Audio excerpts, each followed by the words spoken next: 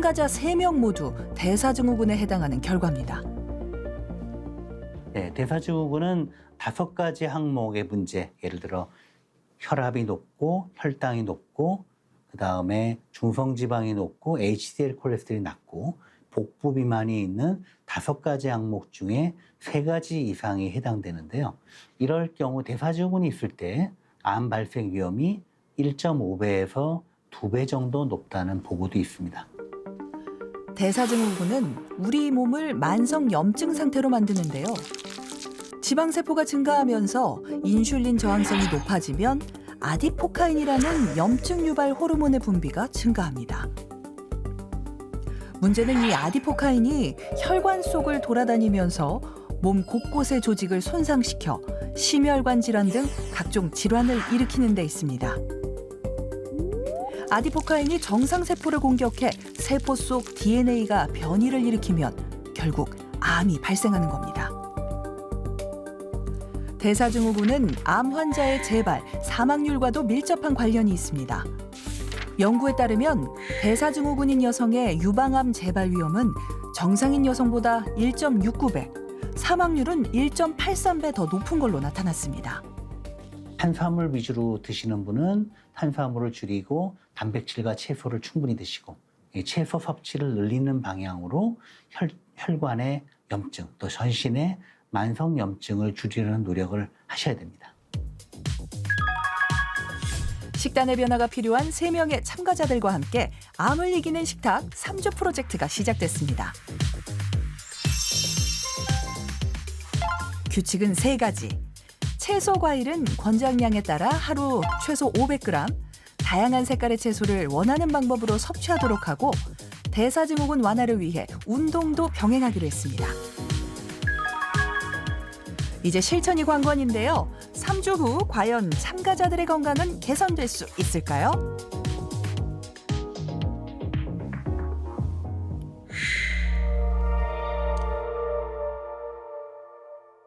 참가자분들 채소하고 과일 섭취량을 늘렸단 말이에요.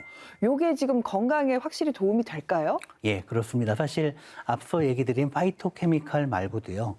채소와 과일에는 굉장히 많은 비타민 또 미네랄이 들어있잖아요. 예, 그것뿐만이 아니라 진짜 채소 과일에 좋은 것 중에 하나가 바로 식이섬유입니다.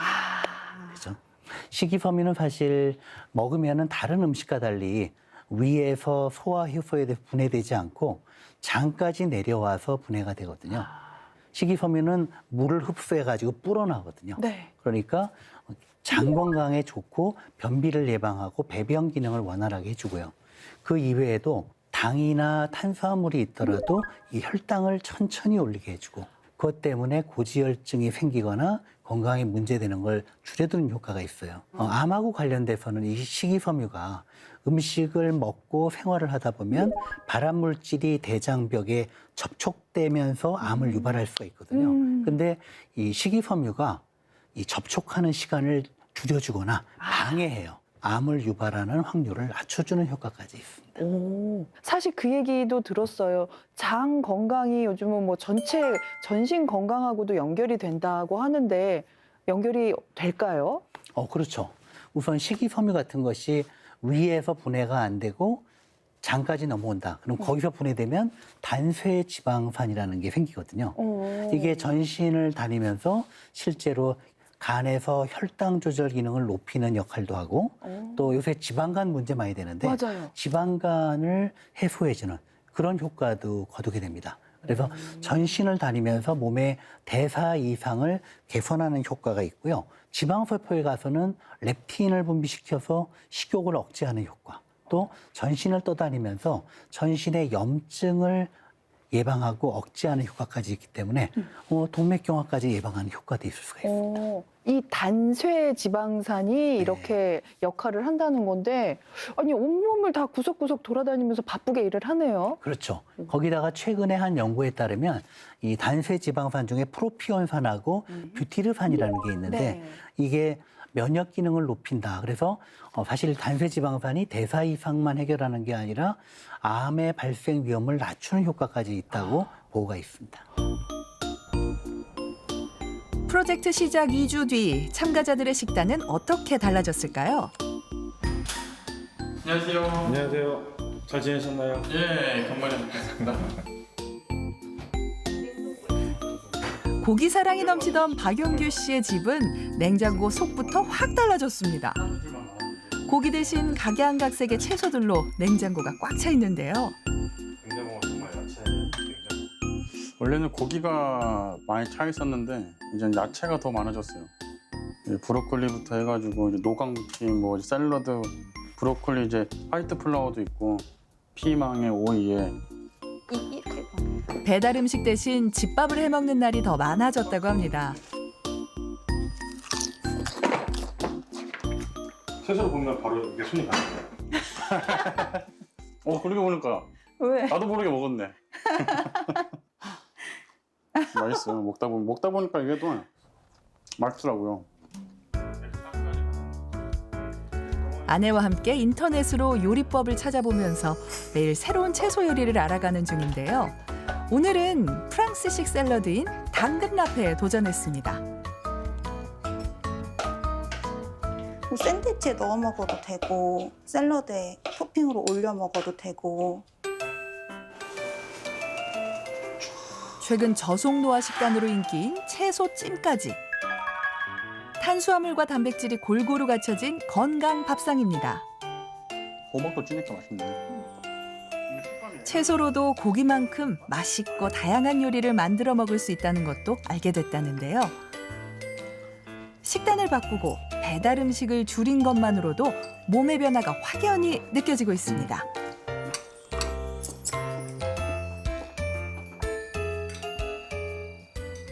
예, 안 그래도 조금 얼굴이 조금 헬스케졌다. 약간 최근에 좀 듣기 시작했던 것 같아요. 5kg 빠졌습니다.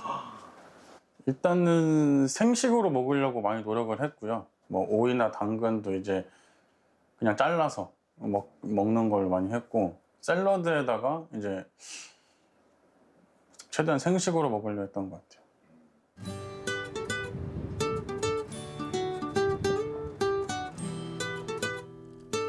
첫 끼니를 라면으로 시작했던 염지연 씨.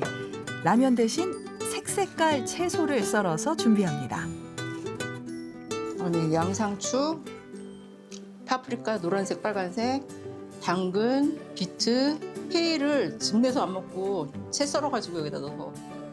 요즘 염지연 씨가 즐겨 먹는 메뉴는 곤약 채소 비빔면. 쫄면을 상상하면서 이제 곤약면에다가 야채 넣고 이렇게 비벼서 먹으면 여름에 괜찮겠다 생각이 들어가지고.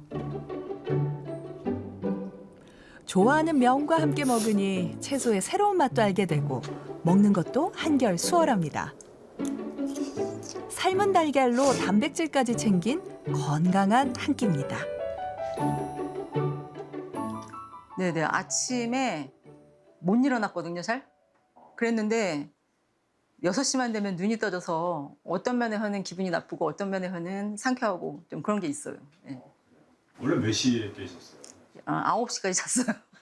채소를 이렇게 먹기 쉬운 방법으로 이렇게 생각해 보면 굉장히 다양하게 있거든요. 예, 그런 방법으로 조금씩 접근하다 보면 친숙해질 것 같아요. 예.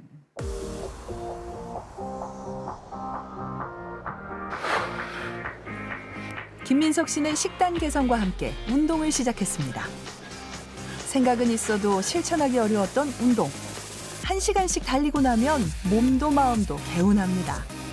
제 몸에 그 체지방량이 상당히 또 많더라고요. 그래서 그걸 낮출 수 있는 방법은 운동밖에 없을 것 같아서 그래서 식단과 운동을 병행해야 되겠다 그렇게 생각을 했습니다.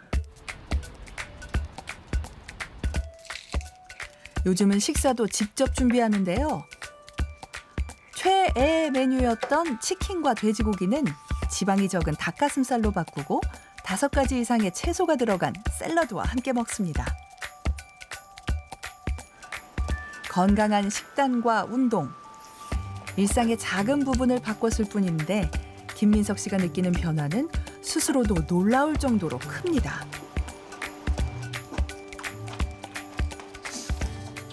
특히 아침에 일어났을 때 이 가볍다, 개운하다 이런 기분이 든 지가 꽤 오래 전이었는데 요번에 3주 정도 하면서 그 기분을 다시 한번 느끼는 게 제일 크게 달라졌다라고 좀 생각이 듭니다. 체중 변화가 있으셨어요? 네. 초기보다 거의 한 2kg 정도가 좀 감소가 돼서 저도 좀 깜짝 좀 놀래고 있습니다. 8월의 첫 시작 건강하게 시작해 보겠습니다. 화이팅! 오늘도 야채 한번 맛있게 먹어보겠습니다. 맛있게 드세요. 샐러드와 샐러리 주스 먹도록 하겠습니다.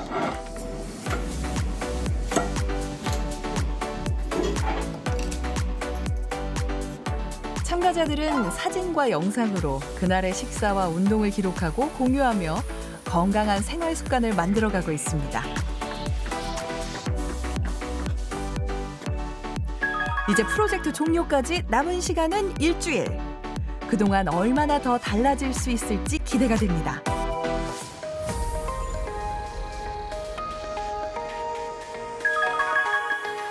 드디어 3주 후 프로젝트 참가자들이 한자리에 모였습니다.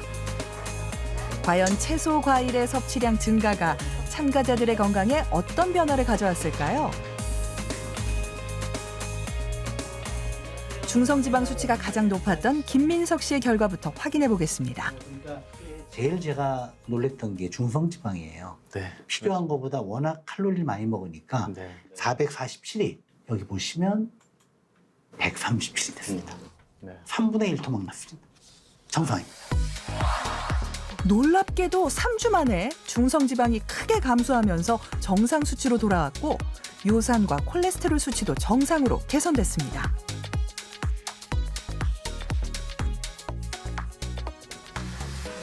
박영규 씨의 건강에도 변화가 있었을까요? 혈당이 지난번에 114로 전당뇨라고 그랬는데 네. 95 정상.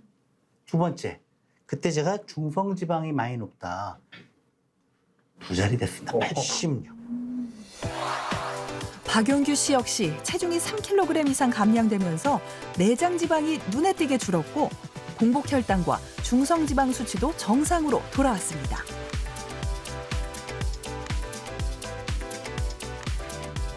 염지연 씨의 결과도 기대되는데요. 안녕하세요. 어서 오십시오. 제일 중요한 것은 총 콜레스테롤이 248이나 됐었는데 211로 줄었다는 거. 그다음에 고지혈증 약을 먹지 않고도 고지혈증이 정상이 됐습니다. 염지연 씨도 체중 감량과 함께 총 콜레스테롤 수치가 크게 감소했고 LDL 콜레스테롤 수치도 정상으로 돌아온 걸 확인할 수 있었습니다. 대부분의 분들에서 혈액 지표가 좋아지거나 체지방이 줄어들고 내장 지방이 줄어드는 결과를 보였는데요. 이러한 채소를 많이 먹고 건강식을 하는 그런 패턴의 변화, 거기다 이제 운동을 추가하는 변화가 결국은 내장 지방을 줄이고 2차적으로는 이 때문에 암 발생까지 줄어드는 것으로 기대하고 있습니다.